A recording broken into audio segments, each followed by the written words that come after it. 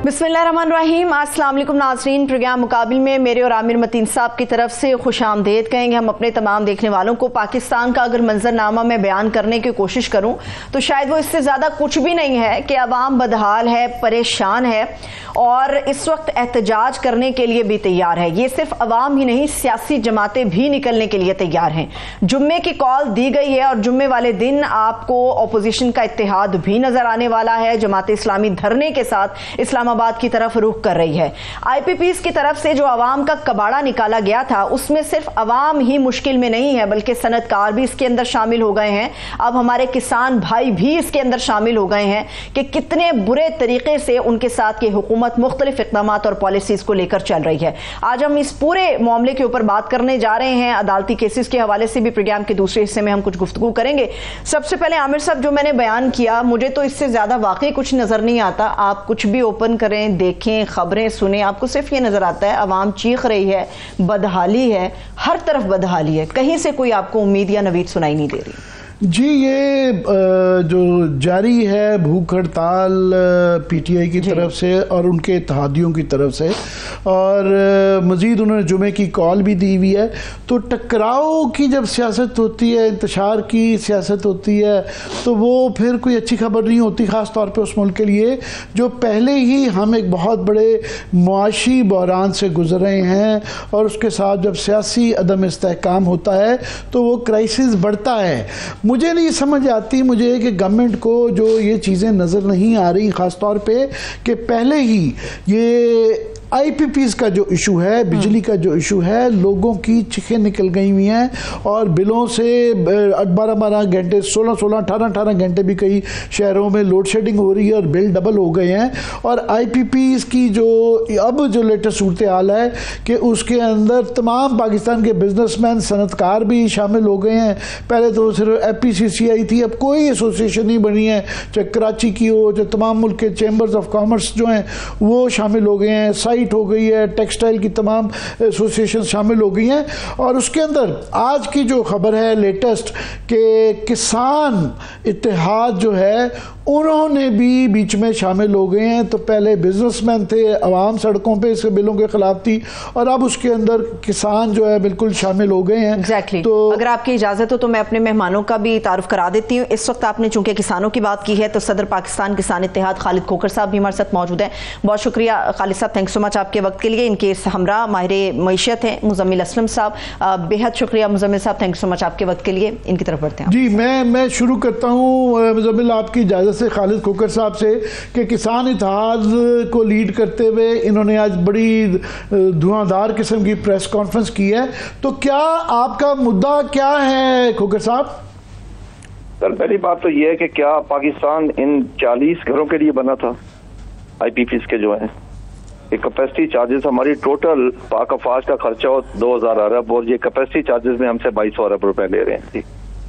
यानी कि एक गरीब तरीन आदमी, एक फकीर जो है वो मांग के, जो जिसने आके मीटर घर पे लगाया हुआ एक पंखा, उसको भी ये लूट रहे हैं। यानी कि किसी को नहीं छोड़ा जा रहा जी। दूसरा हमारा इशू ये है कि पाकिस्तान में पहली दफा हमारा हमेशा टैरिफ होता था एग्रीकल्चर का इंडस्ट्री से हाफ से भी कम होता था। इस दफा इंडस्ट्री का 28 रुपए 56 पैसे जो बेसिक टैरिफ है इसके बगैर, टैक्सेस के बगैर, और हमारा 41 रुपए 2 पैसे है जी एग्रीकल्चर का। ये पाकिस्तान की हिस्ट्री में पहली दफा है जी। क्या हमारा कसूर यही है कि इस दफा 6.5 एग्रीकल्चर ग्रोथ आई है और किसी की इंडस्ट्री की, किसी और की कोई ग्रोथ नहीं है पाकिस्तान में सर, सिवाय एग्रीकल्चर के? क्या हमारा कसूर है कि हमने मेहनत की, स्ट्रगल की, कोशिश की, पाकिस्तान की फूड सिक्योरिटी को कंफर्म किया? हमारा दुनिया का इस वक्त सर सबसे बड़ा इशू फूड सिक्योरिटी है, बॉर्डर सिक्योरिटी नंबर 2 पे चली गई है। काश्तकार ने साल के 365 में मेहनत की है, स्ट्रगल की है, कोशिश की है, लेकिन उसको उसका रिजल्ट क्या मिला? ना गंदम का रेट मिला, ना कपास का रेट उसको मिला, ना मक्की का उसको रेट मिला। 1100 अरब रुपया तो उसे कम मिला इन 3 फसलों में। अब आप यकीन करें कि एक गंदम की फसल का इनको अंदाजा ही नहीं कि आगे असरात क्या मुरतब होंगे। 30% सर का पंजाब में कपास का काश्त हुई है। अभी जो फिगर आई है कपास पे और गंदों पे हम आ रहे हैं, पहले IPPs के हवाले इसको कवर कर रहे हैं कि आपकी डिमांड्स अब क्या हैं, क्या आप मांग रहे हैं? सर मेरी यार सुना जी, ये कौन सा तरीका है कि IPPs को डॉलर्स में पेमेंट हो? क्या मैं अपनी गंदम का डॉलर में पेमेंट मांग सकता हूँ? मैं कह सकता हूँ कि मेरे फ्रूट जो है, मेरी सब्जी, उसको डॉलर में मुझे पेमेंट की जाए। अच्छा, इनको डॉलर्स में पेमेंट है। फिर प्लांट बंद पड़े हैं, 25 प्लांट ऐसे हैं जो आज तक चले ही नहीं है, उनकी पेमेंट की जा रही है। हमें तो इन चीजों का पता ही नहीं था, गवर्नमेंट ने सब चीजें छुपाई है। ये तो अब आके सारी चीजें ओपन हो रही हैं। 52 प्लांट ऐसे हैं, 53 प्लांट यानी कि 50%, जो 10% कम से भी कम कैपेसिटी पे चलते हैं। यानी कि अंदाजा कर लें कि उसके बावजूद वो 100% यानी 90% वो पैसे ज्यादा ले रहे हैं जी। यानी ये कौन सा तरीका, एक प्लांट बंद है, उस पर कोई प्लांट चल नहीं रहा, बिजली मिल नहीं रही और उनको कैपेसिटी पेमेंट के नाम से पेमेंट हो रही है। ये नए को तरीकेकार आ गए हैं जी। हमें तो समझ नहीं आ रही कि इसमें पता नहीं किसने पैसे लिए, किसने नहीं लिए, किसने अरबों कमाए, किसने खरबों कमाए। यानी मर कौन रहा है? फार्मर गवर्नमेंट कह रही है, पंजाब गवर्नमेंट ने अनाउंस किया है कि वो आपको सोलर के अंदर जो है ना कर्जाजात देंगे और इसको कॉम्पनसेट करेंगे। सर देखें, ये कोई तरीका नहीं है कि हमें पहले लूट लिया जाए, बर्बाद कर दिया और हमें एक आशा दे दिया जाए कि हम ये कर्जा देंगे आपको। सर कर्जे से ज्यादा अगर हमें उससे लूट लिया जाए, मुझे कर्जे का क्या फायदा होगा सर? देखिए ना, पहली चीज तो ये है कि हमें एक कॉस्ट ऑफ प्रोडक्शन में लेवल प्लेइंग फील्ड चाहिए दुनिया से। ये कौन सा तरीका है सर कि हम 60-70 रुपए पर यूनिट पे अदा करें? हमारे लिए क्या फिजिबल है? सर मैं आपको अर्ज करूं, मेरा हुकूमत को चैलेंज है एक बात पे कि जो भी हुकूमती रहनुमा, जो भी लीडर, जो भी मिनिस्टर मेरे साथ बैठना चाहे, बैठ के बात कर ले, मैं तैयार हूं। मैं पाकिस्तानी हूं, मैं मुहब्बे वतन हूं। वो हमारी कॉस्ट ऑफ प्रोडक्शन निकाल लें। क्या इस कॉस्ट ऑफ प्रोडक्शन पे हम पाकिस्तान में ज़राअत कर सकते हैं? मेरा सिर्फ यही है। क्या ये यकीन नहीं आ रहा कि 40 से 50% अगले साल गंदम की काश में कमी आ रही है? सर ये मुल्क कैसे चलेगा?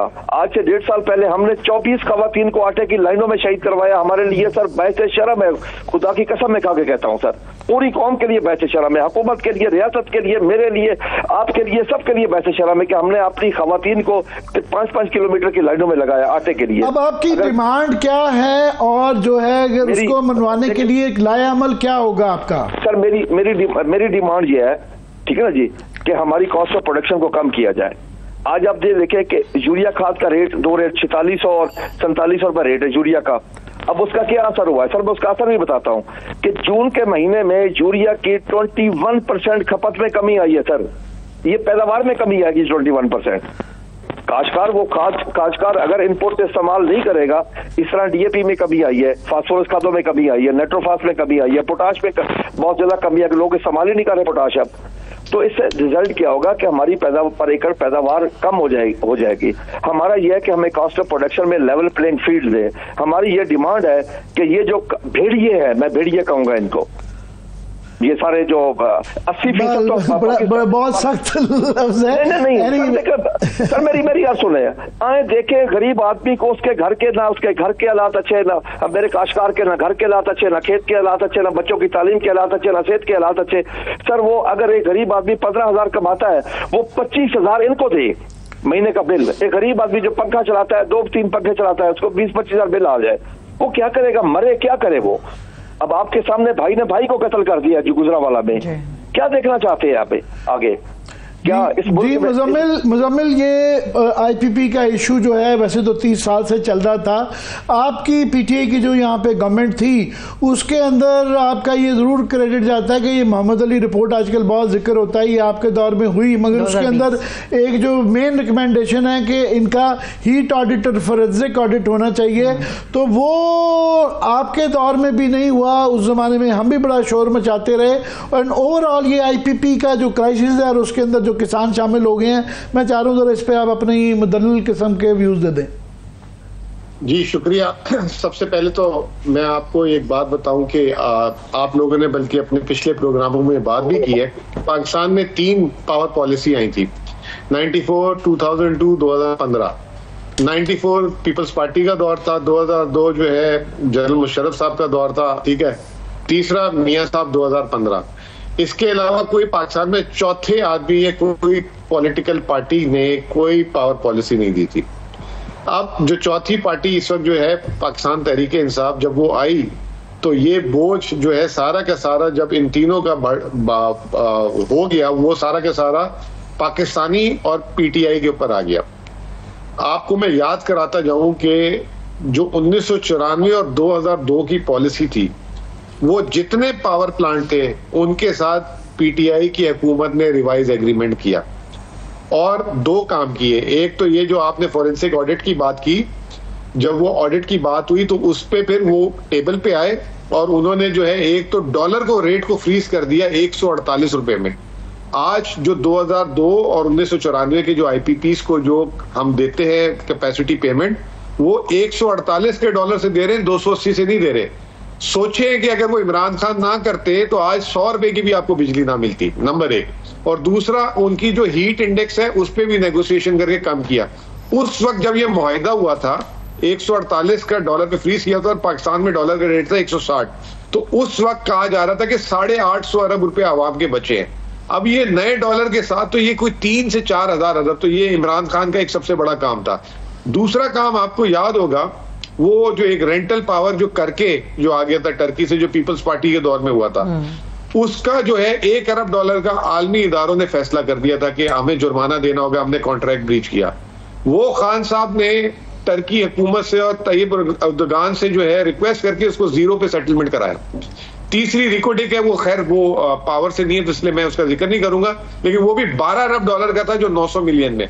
अब आगे चौथा जो सबसे बड़ा हाथी जो इस वक्त गले की हड्डी बना हुआ है, इस वक्त जो पूरे पाकिस्तान के लिए वबाले जान बना हुआ है, जो आज की तकलीफ का सबसे बड़ा जिसे कहते हैं हिस्सा 75%, क्योंकि 2002 और 94 को तो खान साहब ने तकरीबन डील कर लिया था काफी हद तक।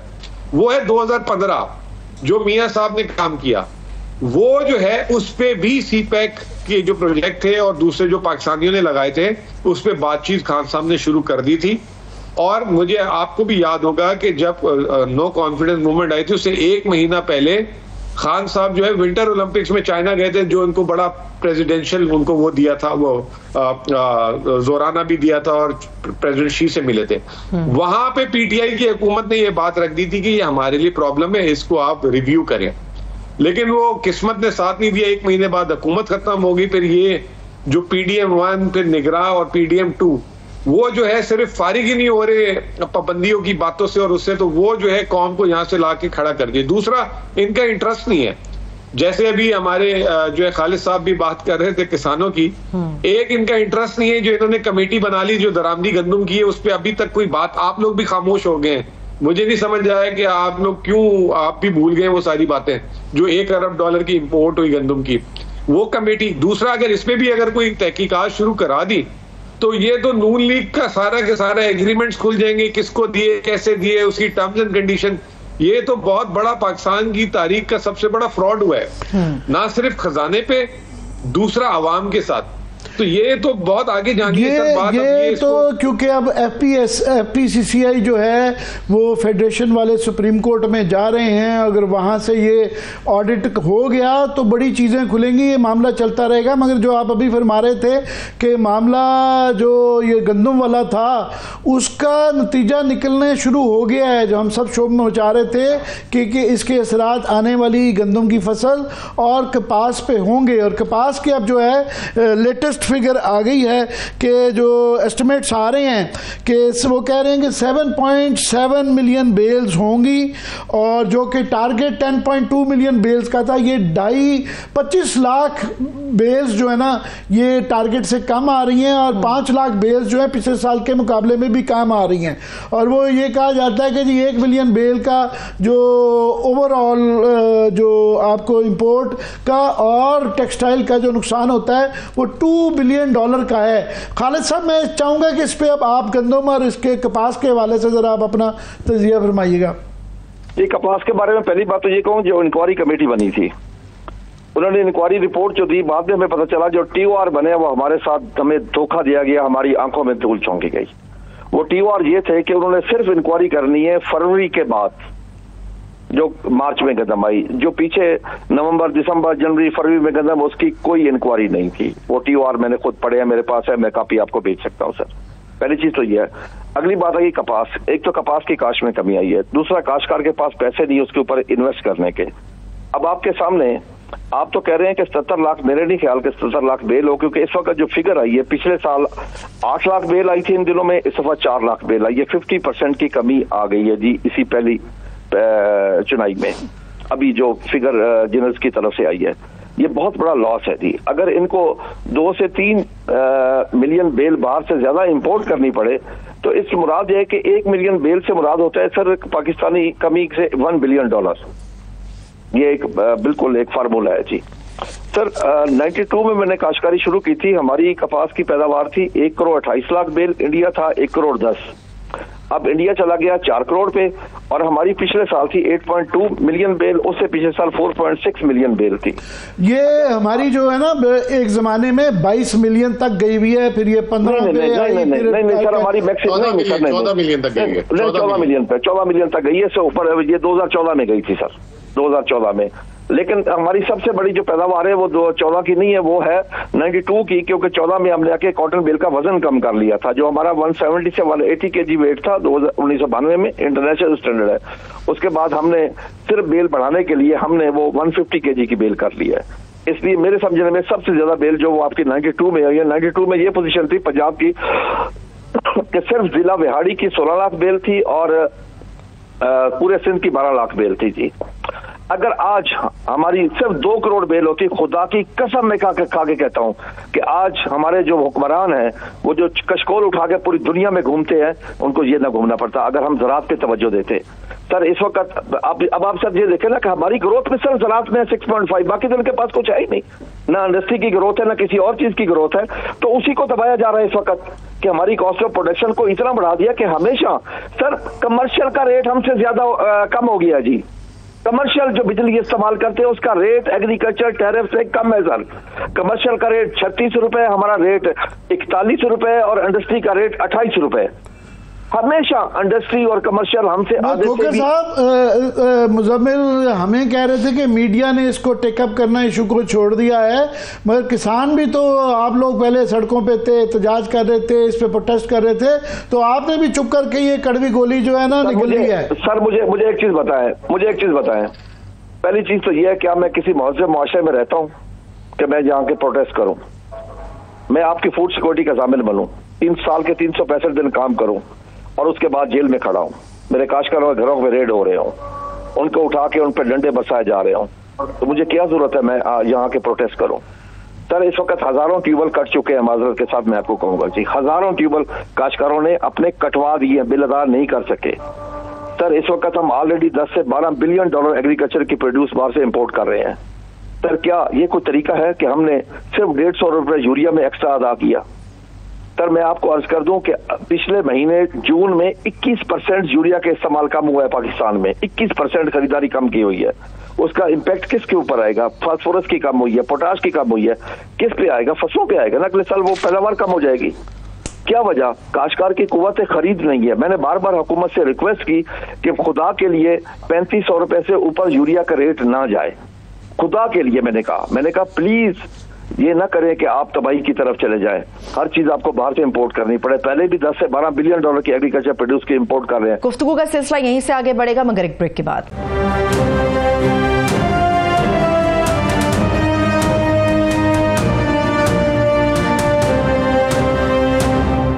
ब्रेक के बाद एक मरतबा फिर से तमाम देखने वालों को खुशामदीद कहेंगे। मुजम्मिल आप इकोनॉमिस्ट हैं, तो ये ओवरऑल जो हमारा पहले ही क्राइसिस, मल्टीपल क्राइसिस चल रहा है, पॉलिटिकल को छोड़े इकोनॉमिक क्राइसिस जो है, ये IPPs का, एनर्जी रेट्स बहुत ज़्यादा हैं, महंगाई बहुत ज़्यादा है, बेरोज़गारी बड़ी ज़्यादा है, उसके साथ ये जो कंपाउंड इफेक्ट आएगा कॉटन का, मैं चाहूँगा इस पर आप ज़रा हमें तबसरा करके दिखाएँ। देखिए जी, बात यह कि पाकिस्तान की बरामदात जो है उसका 65% जो है वो टेक्सटाइल है, ठीक है। और अगर पिछले साल हमने 9 मिलियन बेल किए थे और इस साल अब जैसे आप दोनों हजरात की बात सुन रहा हूँ तो ऐसी बातें आ रही है कि 7 मिलियन बेल होगी, तो इसका मतलब ये है कि कारखाने चलाने के लिए हमें $2 अरब, $3 अरब की जो है सिर्फ जो है ना कपास जो है, फुट्टी जो है इम्पोर्ट करनी पड़ेगी, नंबर 1। तो उससे दरामदी बिल हमारा बढ़ेगा। फिर दूसरी जो बात ये जो कह रहे हैं कि 30 से 40% गंदम की, अल्लाह ना करे ऐसा कुछ हुआ तो मैं आपको एक बात बता दूं कि पाकिस्तान में एक बहुत बड़ा क्राइसिस हो जाएगा। 30 से 40% का मतलब होता है, ये आप लगा लें कि तकरीबन 10 मिलियन टन, और 1 मिलियन टन जो है वो तकरीबन जो है $1 अरब का आता है। तो ये इतने पैसे आप कहाँ से लाएंगे? तो ये तो एक बहुत बड़ा क्राइसिस पाकिस्तान के लिए आ जाएगा और इसको मतलब संभालना एक बहुत बड़ा मुश्किल काम हो जाएगा। मेरी सिर्फ इसमें हम्बल सबमिशन ये है कि मैं सिर्फ आपको इतना बता दूं, मैंने कल भी मीटिंग की है, आज के दिन भी बिजली जो बनाने की लागत है पानी से वो 7 से 8 रुपए यूनिट है सिर्फ, और अगर उसकी ट्रांसमिशन और ये सारा कुछ लगा लें जो वापटा का रेट है तो 3.5 से 4 रुपए, तो 12 रुपए से ऊपर बिजली नहीं बननी चाहिए इस मुल्क में, 12 रुपए। और अगर 12 रुपए लगती है 20 रुपए में भी दें तो ये सारे आपके हाथ चूम लेंगे। खालिद साहब, आपको 20 रुपए में बिजली मिले, आप खुश हैं? 20-25 रुपए में, ठीक है ना? सर अगर मैं आपको, अगर हमें 20 रुपए बिजली मिले, हमें 3500 रुपए यूरिया मिले, हमें 4 से 5 हजार रुपए डीएपी मिले, हमें 4 से 5 हजार रुपए में पोटाश मिले, हम मुल्क की किस्मत बदल के रख देंगे। अगर हमारी ग्रोथ अगर आज हमारी ग्रोथ 6.5 है, यकीन कर ले हम इस ग्रोथ को 8.5 पे ले जाएंगे। अब जो हालात है, मैं बड़ा क्लियरली बता रहा हूं कि हमारी हर साल, यानी कि हम पाकिस्तान में आबादी के लिहाज से एक नया न्यूजीलैंड या सिंगापुर ऐड कर रहे हैं इस वक्त। अगर यही हालात रहे तो अगले साल हमारी जो ग्रोथ 1% से ऊपर बिल्कुल नहीं होगी। ये मैं आपको बड़ा क्लियरली बता रहा हूँ। जो मैं हालात देख रहा हूँ काश्तकारों के, काश्तकार बड़ा मजबूर बैठा है, मैं उसके जज्बात का लफ्जों में अहाता करके नहीं बता सकता। काश्तकार इस वक्त कितनी तकलीफ में है, देखे ना, जो अपना कलेक्शन खुद कटवा रहा है उसके हालात आप खुद देख लें। बिजली का उसने कितनी मुश्किल से वो बिजली का कनेक्शन लगवाए, लाखों रुपए खर्च करके, 20-25 लाख रुपए खर्चा आता है, चाहे उसके बोर करवाने का, मीटर लगवाने का, मोटरें, ये वो पंप लगवाने का, सब चीजों का लगवाने का बहुत ज्यादा खर्चा आता है उसका। वो आज कटवा रहा है तो क्या वजह है? उसके पास पैसे नहीं है, उसे फसलों के सही पैसे नहीं मिले उसे। अच्छा, फिर एक चीज और है, एक तरफ हुकूमत ने डीरेगुलाइज कर दिया उसकी कीमत, गंदम की कीमत 3900 रुपए हमें ना मिला, 2300-2400-2500 मिला। अब आके दोबारा नोटिफिकेशन, डीसी साहबान नोटिफिकेशन कर रहे हैं कि 2850 से ऊपर किसी मंडी में ना बिके वरना हम पर्चा देंगे काश्तकार के खिलाफ। यानी अंदाजा कर ले कि ये टोटली इनलीगल है, गैर कानूनी है। बहरहाल मैं इसमें सिर्फ मुझे इजाजत दे दें, मैं इस बात की मैं सिर्फ देखें जी, पंजाब हुकूमत जो है मुसलसल इस मुल्क को तकसीम करने में लगी हुई है। एक तरफ इनको नोटिफिकेशन FIR कर रही है, दूसरी तरफ उसने गंदम की नकलो हरकत पे परमिट लगा दी है और जो चेक पोस्टें लगाई है वहां पे 30,000 से 1 लाख रुपए रिश्वत लोग ले रहे हैं वहां से माल निकालने के लिए, और दूसरे सूबों में जानबूझ के फुकदान क्रिएट किया जा रहा है। और कल उन्होंने उसके बाद जो है, कल मुर्गी की जो है ना, उसमें भी पंजाब से बाहर की नकलो हरकत पे पाबंदी लगा दी है। ये एक बहुत खतरनाक खेल खेला जा रहा है। इससे जो है मुल्क तकसीम होगा। कोई सूबा जो है पानी देता है, कोई सूबा गैस देता है। पंजाब ना अपनी बिजली पैदा करता है, ना गैस है उसके पास, पानी भी ऊपर से आता है। तो ये इस तरह की चीजें करेंगे तो ये मुल्क के लिए बहुत खतरनाक खेल खेला जा रहा है। एक तरफ किसानों के साथ खेला जा रहा है, ये हम कहाँ लेके जा रहे हैं चीजों। वैसे मैं आपके रिक्वेस्ट करूंगा, जी प्लीज, आपके प्लेटफॉर्म से रिक्वेस्ट करूंगा, ये अनकॉन्स्टिट्यूशनल है। प्रेसिडेंट ऑफ पाकिस्तान इसकी इजाजत अगर दे तो कोई किसी की खुराक रोक सकता है, कोई हुकूमत बैठ के नहीं रोक सकती। तो ये जो है मैं रिक्वेस्ट करूंगा कि ये इसको जरा सा वो हम चाहिए कि पंजाब गवर्नमेंट की तरफ से इसका कोई रिस्पांस लेके तो उसको नशर करेंगे बिल्कुल। मुझे वैसे ये सोलर का भी जो है इस पे थोड़ी सी इनोवेशन की कमी नज़र आती है मुझे। मुजम्मिल आपकी वो ट्वीट नहीं भूलती कि किसान को 2,000-3,000 रुपया सपोर्ट प्राइस का दे नहीं सकते, 2 लाख रुपए का कर्जा दे रहे हैं। इंडिया में उन्होंने जो सोलर पैनल लगाए हैं वो ख़ास तौर पे पंजाब के अंदर वो नहरों के ऊपर वो सोलर पैनल लगा देते हैं, जिससे एक तो उसकी वेपोरेशन रुक जाती है, पानी ज़रा भी बचा रहता है, और उससे जो मलका गांव हैं वो वहाँ से बिजली भी बना रहे हैं, पोस्ट भी बना रहे हैं, और उसके अंदर से ये है। हमारे यहाँ इनोवेशन नहीं है। मगर मैं जो ये 20 रुपये बिजली वाली बात हुई, ये तो खैर चांद मांगने वाली बात ही है जो इस वक्त हालात हैं उसके अंदर, क्योंकि मुश्किल। मेरी बात सुने मतीन साहब, इसमें मैं आपको एक बात बता दूं, ये झूठ बोलते हैं। 18 रुपए कैपेसिटी पेमेंट है, 18 रुपए औसतन कैपेसिटी पेमेंट है पूरे मुल्क की, पानी से, न्यूक्लियर से उसकी। इसमें कोयले को 60 रुपए पर यूनिट दे रहे हैं, इस इंपोर्टेड कोयले पे 36 रुपए दे रहे हैं। सोलर पे आज सोलर का रेट देखे 36 रुपए कैपेसिटी पेमेंट दे रहे हैं, 37 रुपए हवा से बिजली का दे रहे हैं। ये झूठ बोलते हैं। अगर आज मैं आपको सिर्फ 4 बताता हूं, पानी, न्यूक्लियर, लोकल गैस, लोकल कोल, अगर आप इसकी बिजली और इसकी कैपेसिटी पेमेंट ले लेना तो आपका टैरिफ जो है औसतन 15 रुपए यूनिट से ऊपर नहीं है। ये 36 रुपए जो गया है ना, ये इनका जो टैक्स से पहले वाला, ये सारे ये 60 रुपए ये इंपोर्टेड कोयले, ये जो इन्होंने बाकियों को दिए हुए तोहफे, ये उसकी वजह से है। आज भी पाकिस्तान में कोई, मैं लगा रहा हूं केपी में हुकूमत में मेरे 6 नए प्रोजेक्ट आ रहे हैं 1 साल में अगले, उसकी औसत कीमत 8 रुपए यूनिट आ रही है। और आज की महंगाई के दौर में ये सारे की सारी बातें छुपाई जा रही हैं, ये बड़ा जुल्म हुआ है। और उसमें फिर कह रहे हैं कि जी आलमी मुआहदे होते हैं, यूं होता है पाकिस्तान को, यूं हो जाएगा। आलमी मुआहदों का भी सुन लें, क्योंकि जिस तरह आप बता रहे हैं कि सबसे महंगी जो बिजली है वो लोकल कोयला भी बहुत महंगा, 104 रुपए का मेगावाट जो है ना, 104 मिलियन तकरीबन वो, और तकरीबन 100 मिलियन यानी 10 करोड़ रुपए का एक मेगावाट जो है वो इम्पोर्टेड कोल से बन रहा है।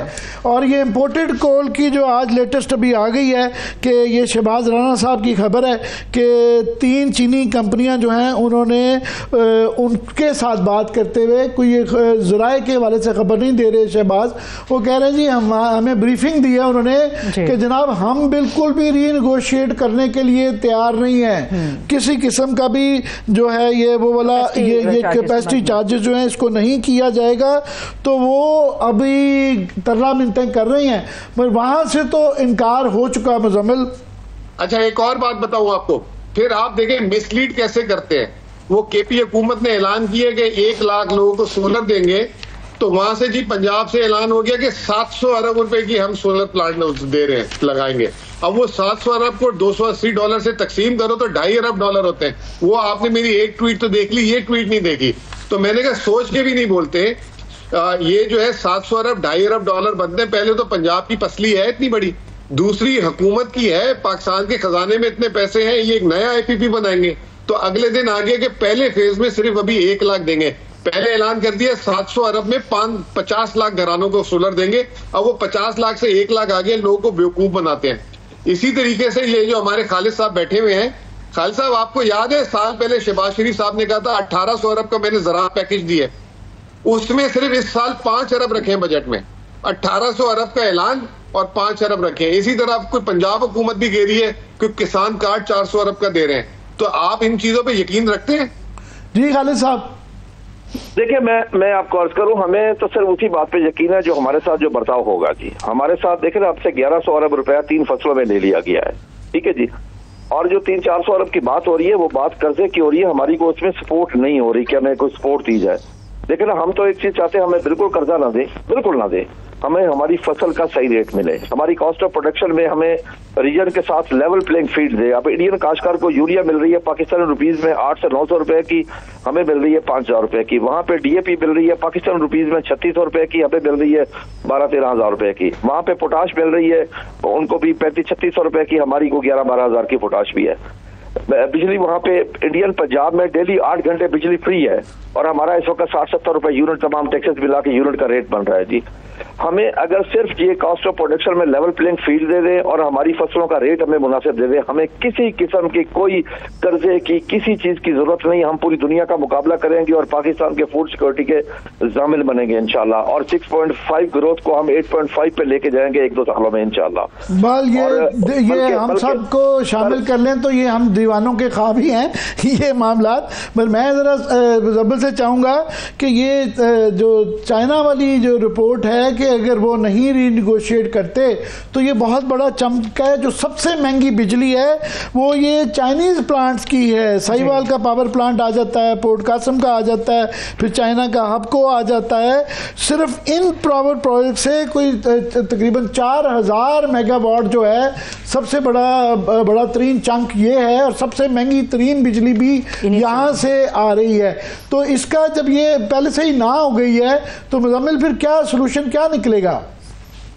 देखिए, इसका सोल्यूशन अगर चाइनीज मना कर रहे हैं, क्योंकि उन्होंने चाइनीज ने 10 साल का कर्ज पे 40 साल की उम्र के प्रोजेक्ट लगा के दिए, यानी कि वो कह रहे 10 साल में हमारा कर्ज उतार दो और 40 साल की बिजली खरीद लो हमसे। फिर उसका हल ये है कि मिसाल के तौर पे आपको मिसाल दे देता हूं कि क्रेडिट कार्ड कंपनी ने एक स्कीम निकाली थी कि अगर आपने किसी और बैंक का क्रेडिट कार्ड का बिल देना है तो हम दे देते हैं उसको, ठीक है ना। और उसकी आसान किस्तें कर देते हैं। अगर चाइनीज कर्जे को रीशेड्यूल नहीं कर रहे, ये जो IPPs वाला है उसको 10 साल से 40 साल या 20 साल नहीं कर रहे, तो हम उसमें जो है मकामी फाइनेंसर खड़ा कर लेंगे जी, ये हमने ये कर्ज उनको अदा करना था 10 साल में, आप ये कर्ज जो है 10 साल में उनको दो, हम आपको 20 साल में देते हैं और ये आपके साथ हम इसमें इस तरह आपको कंपनसेट करेंगे। इससे क्या होगा कि लोड थोड़ा सा कम हो जाएगा, लेकिन इसके लिए आपको out of the box thinking करनी पड़ेगी ना। अब आप वो करते नहीं। दूसरा, चाइनीज गलत नहीं है ना, वो ये कहता है कि जी मैंने आपसे कोई गन पॉइंट पे कराया था एग्रीमेंट, आप लोगों ने जब खुद किया था, खुद आप लोगों को जल्दबाजी थी, आप लोग जो है दौड़े दौड़े जा रहे थे। असली CPEC में तो पावर प्रोजेक्ट्स थे ही नहीं, वो तो वन बेल्ट वन रोड था। वो तो इन्होंने आके जी पावर मुल्क में नहीं है, आप पहले हमें पावर लगा दें, और पावर भी जो है 4 नस्लों की लगवाने की बात कर दी आपने। जरूरत आपको 2000, 4000, 5000 की थी, आपने 25,000 मेगावाट के मुआहदे कर दिए जाके, उसका आप खमियाजा भुगत रहे हैं। आपके पास खरीदार नहीं था उस पावर का, आपके पास तारे नहीं थी, मतलब कोई अंदा भी नहीं लगाता इसमें। मैं ये नहीं कह रहा कि जी किसी ने क्या पैसे बनाए, किसी ने क्या नहीं बनाए, वो ये ऑब्वियस है, लेकिन किसी पे मैं ये बात नहीं करता। मैं सिर्फ प्रोफेशनल बात करता हूँ कि कोई आपकी मॉडलिंग करने वाला था, कोई समझाने वाला था आपको कि क्या खरीदने जा रहे हैं। आप 4 नस्लों के लिए जो है आज से ही जो है बिजली खरीद लें, ऐसा कोई दुनिया में कोई बंदा देखा है आपने? तो सवाल इनसे उठाएं, जैसे मैंने वही बात तो यहाँ पे तो क्रेडिट लिया जाता है आज भी कि जी हमने बिजली का मसला, ये इलेक्शन के अंदर जो मेन जो फ्लैग होता था वो बिजली का मसला हल कर लिया गया और इतना हमने ग्रिड में ऐड कर दिया। वो तो ये जो सारे फॉल्टी, अब पता चल रहा है ये मुजरमाना मुआहदे थे, मगर हमें तो ये साल दहाइयों तक जो है इसका क्रेडिट ही एहसान ही नहीं खत्म होता था। जी बिल्कुल ऐसा ही है। और ये मैं आपको एक बात बता दूं कि जैसे गंदम की इंपोर्ट की कोई पूछता नहीं है, ये भी 10, 15, 20 दिन जरा सा मौसम ठंडा हो जाएगा, लोगों की कंजम्पशन कम हो जाएगी, एसी की जरूरत नहीं पड़ेगी, तो सब भूल जाएंगे, आप लोग भी भूल जाएंगे। फिर वही पाबंदियों की। और अगर आपकी डिमांड ये जिस तरह मुजम्मिल ये दे रहे हैं, कुछ हद तक हमारे यहाँ ऐसे ही होता रहा है कि आपकी डिमांड्स अगर नहीं पूरी की जाती तो फिर इसी तनख्वाह पे गुजारा होगा। नहीं जी नहीं, हमारी अगर डिमांड्स पूरी नहीं होती, हमने कामयाब लोगों से सबक सीखा है जी। एक प्राइम मिनिस्टर की मीटिंग में मियां मंशा साहब मेरे सामने मेरे अगली सीट पे बैठे होते, उन्होंने खड़े होकर कहा था कि जी मेरे पावर प्लांट की अगर कीमत मुझे पैसे ना अदा किए गए तो मैं बंद कर दूंगा। वो पाकिस्तान के कामयाब बिजनेसमैन है, मैंने उनसे सीखा कि जब क्लर्क हड़ताल करते हैं तो शटर डाउन करते हैं, जब क्लर्क शटर डाउन क्लर्क जब करते हैं कलम छोड़ हड़ताल करते हैं, ताजर शटर डाउन करते हैं, इंडस्ट्री वाले अपनी इंडस्ट्री बंद करते हैं, ठीक है, धमकी लगाते हैं, फ्लोर मिल वाले हड़ताल करते हैं। हम काश्तकार जो है ना, हम बेवकूफ है, हम रोडों पे आते हैं। हम अपनी काश्त को में कमी लेके आएंगे, हम अपनी जितनी हमारी अपनी जरूरत अपनी काश्त करेंगे, क्योंकि इसके अलावा हमारे पास कोई चारा नहीं है। इस कॉस्ट ऑफ प्रोडक्शन में हमारे लिए ज़राअत फिजिबल नहीं है, लेकिन हम मुहब्बे वतन है, हम काश्तकार जो हम अपनी जमीन का टुकड़ा उठा के किसी दूसरे मुल्क पे मुंतकिल नहीं कर सकते। हमारा जीना पाकिस्तान में मसला अगर आबिर साहब वही बात है कि जिंदा रखा जाए तो कैसे मुमकिन है? हम या पूरे अगर मीडिया की बात करें तो मीडिया उसको हाईलाइट नहीं करता, ये तो हमें हमेशा से पता है। चलिए बहुत शुक्रिया, थैंक यू सो मच। वक्त मेरे पास बिल्कुल खत्म हो चुका है। खालिद खोखर साहब हमारे साथ मौजूद थे, मुजम्मिल असलम साहब हमारे साथ मौजूद थे, आपके वक्त का बेहद शुक्रिया। आमिर साहब मेरे पास एक आखिरी मिनट है, मुझे अब ये बताइए कि पाकिस्तान तहरीक इंसाफ से रिलेटेड जो चीजें हैं, खासतौर पर ये जो पंजाब असम्बली में रिजर्व सीट्स का मामला है, इसका किस तरह किसको दी जाएगी या नवाजा जाएगा? अभी फिलहाल ये बहस चल रही है।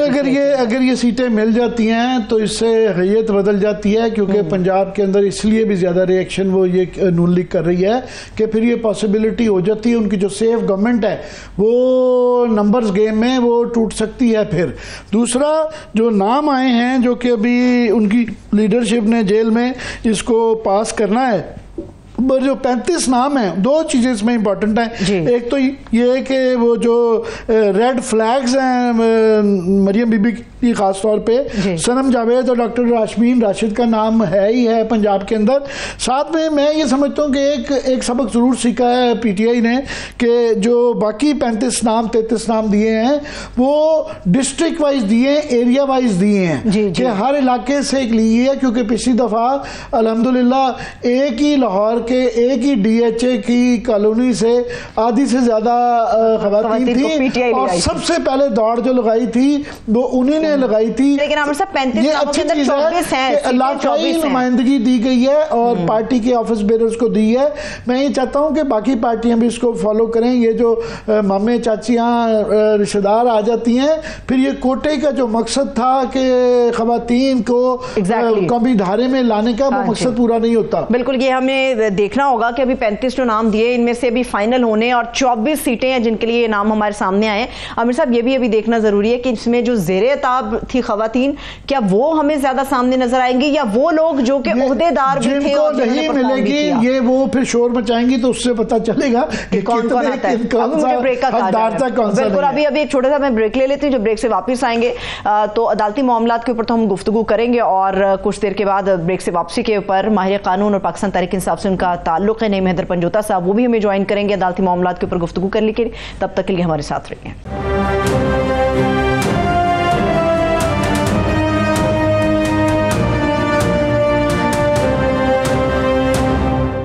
ब्रेक के बाद एक बार फिर से तमाम देखने वालों को हम खुशामदीद कहेंगे। अब हम कुछ अदालती मामलात के ऊपर, अदालती केसेस के हवाले से और ख़ासतौर पे पाकिस्तान तहरीक इंसाफ के केसेस और उनके मामलात के हवाले से बड़ी मुफस्सल गुफ्तगू करने जा रहे हैं।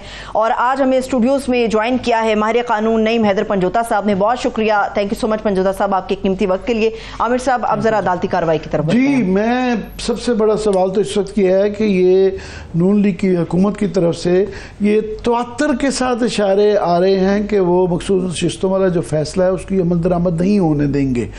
अब मैं समझना चाहता हूं उसका तरीकाकार क्या होगा, कैसे रोकेंगे? जी पंजो साहब।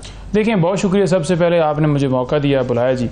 गुजारिश ये है कि रोकेंगे कैसे। सबसे पहले देखना है कि आईन पाकिस्तान क्या कहता है और सुप्रीम कोर्ट का ऑर्डर क्या कहता है। आईन पाकिस्तान के मुताबिक बड़ा वाज़ह क्लियर है, कैटेगोरिकली है। जो 51 आर्टिकल वो कहता है कि जो जिस जमात ने जितनी सीटें जीती होंगी उस तनासब से उसको मखसूस नशिस्तें मिलेंगी।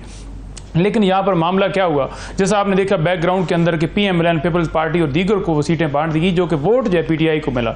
और गलती किसकी थी? इलेक्शन कमीशन की थी कि उसने आइन की इंटरप्रिटेशन जो है वो जो सुप्रीम कोर्ट का फैसला था उसकी गलत तशरीह करते हुए बल्ले वाले फैसले को उसने कहा कि ये सीटें जो हैं इनका हक नहीं बनता, सॉरी वो ये PTI के नहीं है, ये आज़ाद उम्मीदवार हैं। तो उन्होंने आज़ाद उम्मीदवार किया। मैं भी समझना चाहता हूँ कि जो अमल दरामद रोकेंगे ये इलेक्शन कमीशन के जरिए ये होगा या ये पार्लियामान के अंदर, कौमी असम्बली के अंदर जहाँ पे इनकी ओथ लेना है, हल्फ रोक के करेंगे, कैसे करेंगे? नहीं, रोकने का जो इन्होंने सदेबाब किया ये इस सूरत हाल के अंदर, जैसे पहले सुप्रीम कोर्ट ने हुक्म दिया था फैसला देने का, फैसला दिया कि आप 90 दिन के अंदर इलेक्शन करवाना बनता है, इलेक्शन करवाएं, उस वक्त भी नहीं अमल किया गया था। अब भी इनकी यही प्लानिंग है। अगर फैसल वाडा की आप देखें तो कल की बात भी वो ये कह रहे हैं जी कि किसी सूरत अमल नहीं होगा।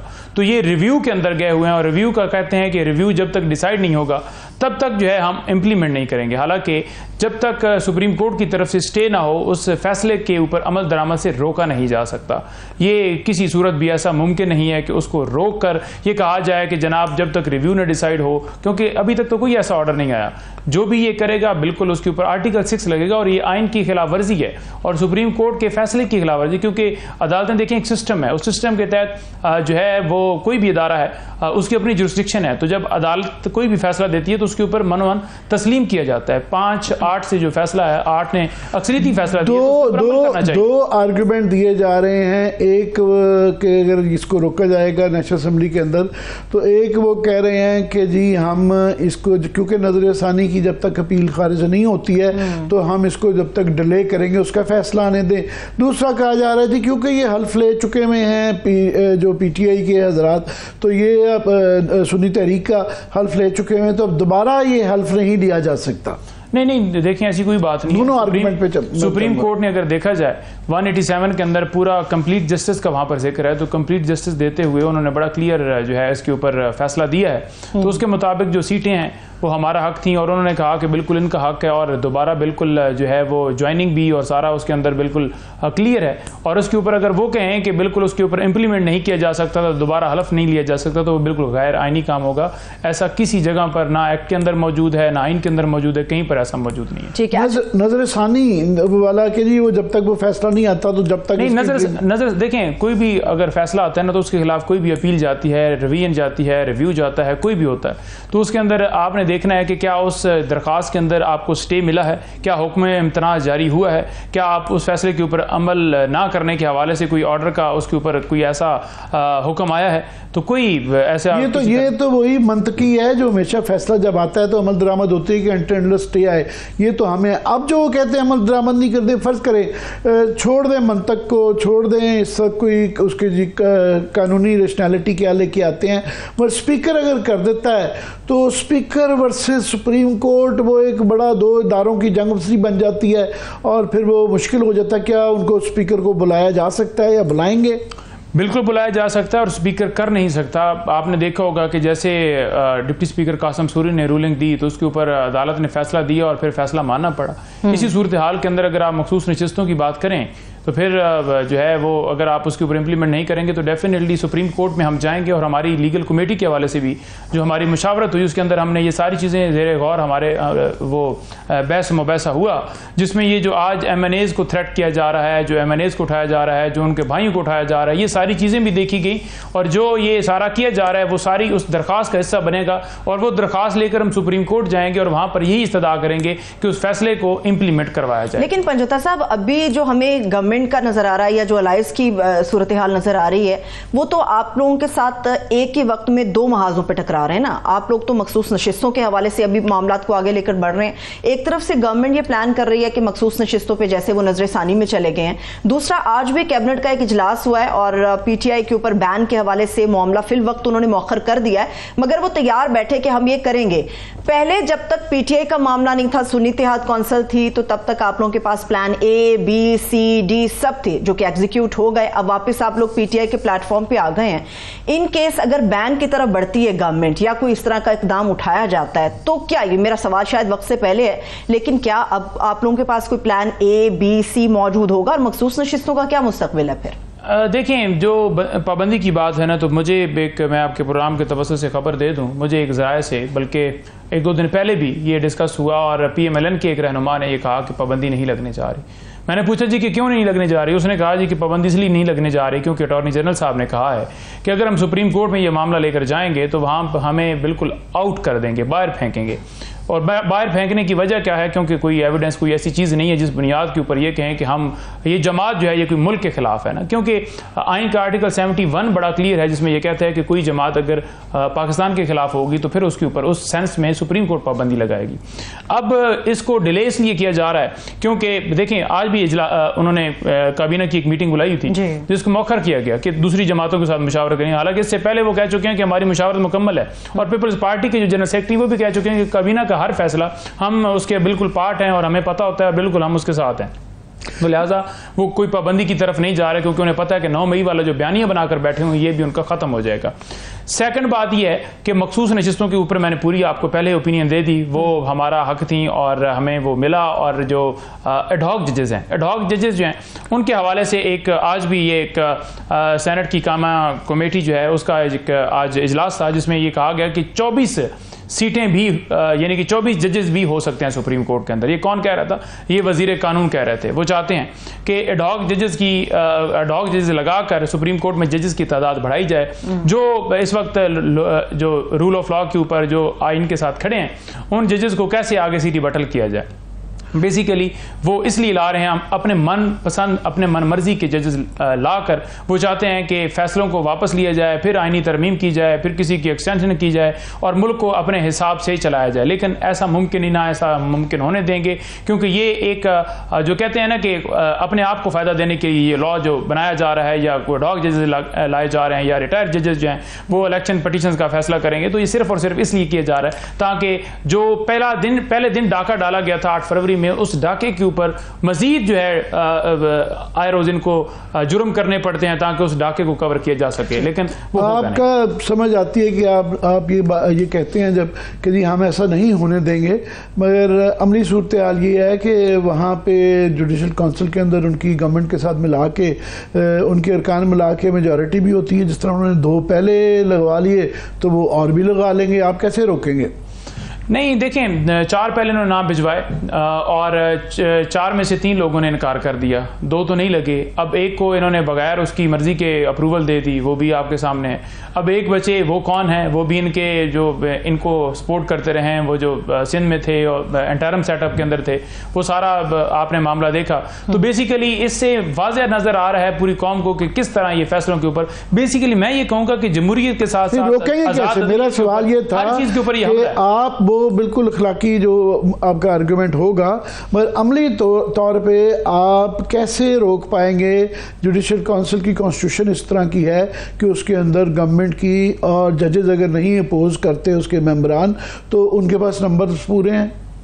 नहीं, देखें, जिस तरह से ये किया जा रहा है ना, हम बिल्कुल इसलिए हम सड़कों पर जा रहे हैं, इसलिए हम एहतजाज करते हैं, इसलिए हम निकलते हैं, क्योंकि जब जो है ना वो ताकत उन हाथों में आ जाए जो मुल्क के अंदर रूल ऑफ लॉ आना चाहते हैं, तो फिर वो इस तरह के इकदाम करते हैं। और जो भी इनके प्लान या जो इन्होंने प्रोग्राम बनाए हुए हैं वो देख रहे हैं, लेकिन ये अपनी कबर खोद रहे हैं। ये कितने अरसा रहेंगे? 1 साल रहेंगे, 2 साल रहेंगे? ये क्या कर लेंगे?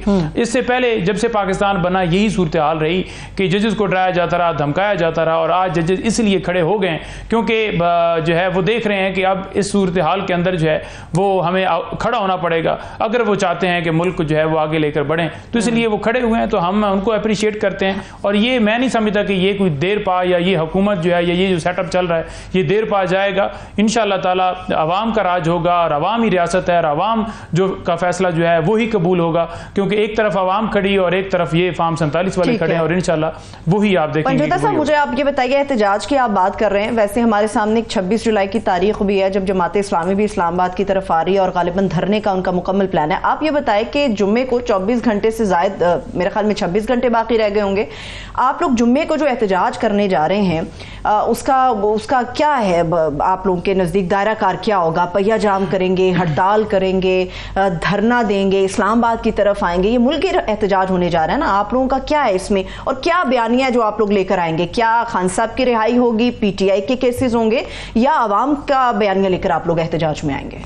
देखें, 26 को बिल्कुल एहतजाज हो रहा है और सेक्रेटरी जनरल उमर अयूब साहब हैं, तमाम ग्रुप्स में लिंक्स हो चुके हैं और आज हमारी मीटिंग भी है और इंशाअल्लाह ताला उसके ऊपर पूरा आप देखेंगे कि ये जो एहतजाज होगा इस दफ़ा वो पहले की निस्बत ज़्यादा मौसर तरीके से वो कोशिश कर रहे हैं कि हर रीजन के अंदर जाकर जूम मीटिंग के जरिए टास्क लगाए जाएँ और वहाँ पर लोग निकलें, और लोग निकलते हैं, लोगों को उठाया जाता है, अगवा किया जाता है। पहले उम्मीदवारों के या जो वहाँ पर स्टेक होल्डर्स हैं उनके घरों में छापे मारे जाते हैं, वो एक अलग मामला है, मुकदमात भी बनाए जाते हैं, लेकिन लोग निकलते हैं और उसके अंदर सिर्फ और सिर्फ यही मामला है कि खान साहब की रिहाई के लिए और मुल्क के अंदर रूल ऑफ लॉ के लिए जो आज अगवा किया जा रहा है, जजेस को हरासा किया जा रहा है। तो हम इसी हवाले से वो एहतजाज करेंगे इंशाअल्लाह ताला भरपूर तरीके से। एक और इशू के पंजाब के अंदर जो ट्रिब्यूनल इलेक्शन के होने थे उसके ऊपर पहले नाम आ गए, फिर वो अभी रिसेंटली जो नई चीफ जस्टिस आई हैं उन्होंने कहा जी वो पुराने ही नाम चलेंगे, मगर उसका अभी तक स्टेटस क्या है? कब वो फंक्शनल हो पाएंगे? अभी भी इलेक्शन कमीशन की तरफ से इस तरह का हिचकिचाहट सी नज़र आ रही है कि जी पता नहीं, वो कहते हैं हमारे पास वीटो पावर थी, हमारा सुनी जानी थी। क्या उसका स्टेटस क्या है? देखिए, उसका स्टेटस जो है वो इस वक्त जो है जो पहले ऑर्डिनेंस लाया गया था वो भी सलमान अकरम राजा की तरफ से लाहौर हाई कोर्ट के अंदर चैलेंज किया गया था। जो ही उसको जो है एक्ट बना दिया गया तो फिर उन्होंने ऐसा किया कि उसके अंदर दरख्वास्त देकर उसे जो है वो तरमीम करके उसके अंदर जो है उस एक्ट जो है उसको चैलेंज किया है, और ये मामला जो है अभी इल्तवा है। और दूसरी तरफ जो ट्राइब्यूनल्स पहले वाले हैं वो काम कर रहे हैं, लेकिन इस्लामाबाद हाई कोर्ट के चीफ जस्टिस ने ख़ास तौर पर 3 जो है तीन जो हल्के इस्लामाबाद के हवाले से उनके ट्राइब्यूनल के ऊपर ये कहा है कि आप जो है इसको फाइनलाइज ना करें, यानी कि उसके अंदर आप ट्रायल ना करें। अदरवाइज जो मटेरियल है या कोई एविडेंस है वो बेशक कोई पेश कर सकता है या दे सकता है, कोई डॉक्यूमेंट अटैच करना है, लेकिन उसके ऊपर ट्रायल नहीं होगा। तो 31 के लिए उसमें कार्रवाई जो है वो मौखर हुई है। इस्लामाबाद हाई कोर्ट के चीफ जस्टिस ने उसके ऊपर ये कहा था कि 22 तारीख से डे टू डे हियरिंग होगी, लेकिन डे टू डे हियरिंग हम नहीं देख रहे। 180 दिन का टाइम है, 180 दिनों के अंदर पटिशन डिसाइड करनी होती हैं, लेकिन अगर आप 180 दिन के ऊपर जाएंगे तो डेफिनेटली वो भी कानून की खिलाफ वर्जी होगी। दूसरी तरफ से ये एक प्रैक्टिस की जा रही है कि इसको डिले किया जा रहा है, और हम ये कहते हैं जो कानून के मुताबिक टाइम पीरियड है उसके मुताबिक जो अगर इनके पास फॉर्म 45 हैं सारे तो वो लेकर आएँ। जब कोई अदालत मांगती है कि फॉर्म 45 लेकर आएँ तो ये भागते हैं। तो इस वक्त यही सूरत हाल है कि वो फिलहाल वही ट्राइब्यूनल जो हैं जो पहले हैं मौजूद हैं वही काम कर रहे हैं, और उस पर एतराज़ इलेक्शन कमीशन को भी नहीं होना चाहिए था, क्योंकि इलेक्शन कमीशन जो है वो एक आईनी अदारा है और न्यूट्रल अदारा है, वो किसी की पार्टी की हमायत नहीं कर सकता। लेकिन वो पार्टी बना हुआ है और वो पार्टी बन के उनकी साइड लेकर वो चाहता है कि इनके ऊपर जो है वो एतराज़ है क्योंकि ये फॉर्म 45 मांगते हैं। पहले मेंटेनेबिलिटी का क्वेश्चन जो डिसाइड होना था, तो ये ऐसी सूरत हाल चल रही है। लास्टली बस ये बताएं कि ये एक इशू चल रहा है कि पिछले साल जब फैज़ ईसा साहब की अपॉइंटमेंट होनी थी तो जून के अंदर उनका नोटिफिकेशन हो गया था।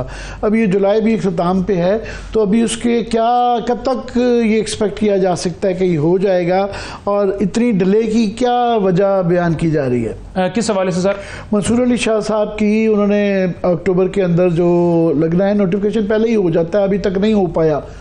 शायद मेरा ख्याल में इस वजह से शायद डिले हो कि कहीं एडहॉक जजेस जो हैं उनकी तादाद जो है वो बढ़ाकर और जो 17 से 24 तक तादाद पहुंचाई जाए ताकि रिव्यू जो है वो उसके अंदर जो है रिलीफ दी जाए। लेकिन रिव्यू का भी एक बड़ा वाज़ह लॉ है कि रिव्यू के अंदर वही जज बैठते हैं जिन्होंने पहले फैसला दिया होता है। तो मैं नहीं समझ रहा कि ये PTI के ऊपर पाबंदी लगाकर आर्टिकल 6 वाला मामला करके या कोई इस तरह का कोई फैसला करके या इंट्रा पार्टी इलेक्शन जो है हमारे उनको कह के कि ये इंट्रा पार्टी इलेक्शन ठीक नहीं हुए और वो चेयरमैन और उसके जो सिग्नेचर थे वो भी ठीक नहीं है, तो लिहाजा वो दोबारा से मामला जो है वहाँ पर भिजवा कर और तब तक जो है वो एडहॉक जजेस जो हैं वो भी आ जाएं और इस तरह करके ये चाहते हों शायद के फैसले जो हैं वो चेंज करके और मेजॉरिटी ला के और फिर आइनी तरमीम की जाए और फिर उसके ज़रिए जो है वो काजी साहब की भी एक्सटेंशन हो और सारा मामला हो। तो शायद इस वजह से नोटिफिकेशन नहीं हो रहा। अदरवाइज़ मैं तो ये देख रहा हूँ कि 25 अक्टूबर को लास्ट डेट है काजी फैज़ साहब की, क्योंकि यही कानून भी कहता है कि जो फिर पीछे बैठे होते हैं उनका राइट है कि और बाइज्जत रास्ता भी यही होता है। बहुत बहुत शुक्रिया। Thank you so much Naeem Haider Panjota sahab हमारे साथ मौजूद थे। इसके साथ ही मुझे इजाजत दीजिए। अपना बहुत सा ख्याल रखिए। खुदा हाफिज।